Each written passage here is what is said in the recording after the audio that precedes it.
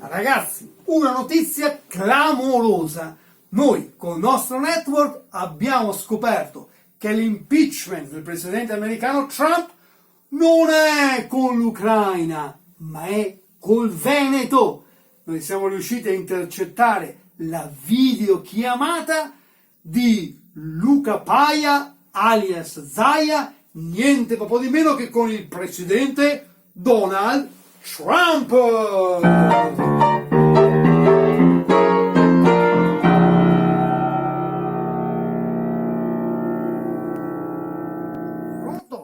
Pronto, Donald, The greatest president.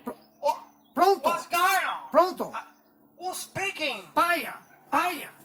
dal How Veneto. you, Paia? Bene. Ciao, come stai? Bene caro Don, grazie, io ti telefonavo per sapere se avevi assaggiato la cassa di vini che ti ho spedito la settimana scorsa. L'hai assaggiata poi? What? You mean the cassa di vino che you sent me, mi hai mandato? Esattamente, proprio quella. L'hai assaggiato, è buono questo vino prosecco? What? I drank, bevuto, Oh, bene, bevuto, bene, ma bene. devo dire che sapeva un po' di tappo. Com'è possibile? Quel vino era il migliore di tutti quanti. Sicuramente ci sarà stato qualche complotto dell'opposizione. I 5 Stelle o magari i comunisti hanno tentato di avvelenarti. Sicuramente i comunisti. What? In fact, the communist.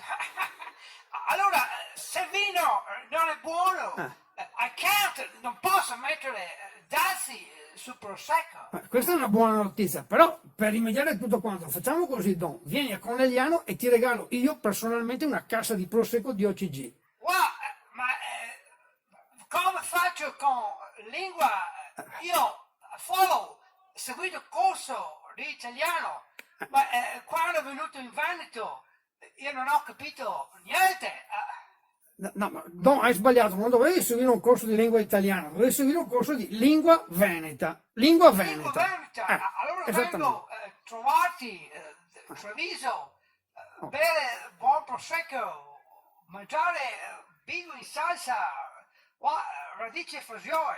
Vieni quando vuoi, io ti accoglierò con la fanfara, però ricordati che per venire in Veneto devi avere la VIN card, la VIN card. What? You mean the green card, carta verde? No, per venire in Veneto devi avere la VIN card, e cioè la carta dei vini, ecco, obbligatorio. What? Ok, farò. Ciao Paia, ciao. Ciao Don, e attento a non prenderti un cramp.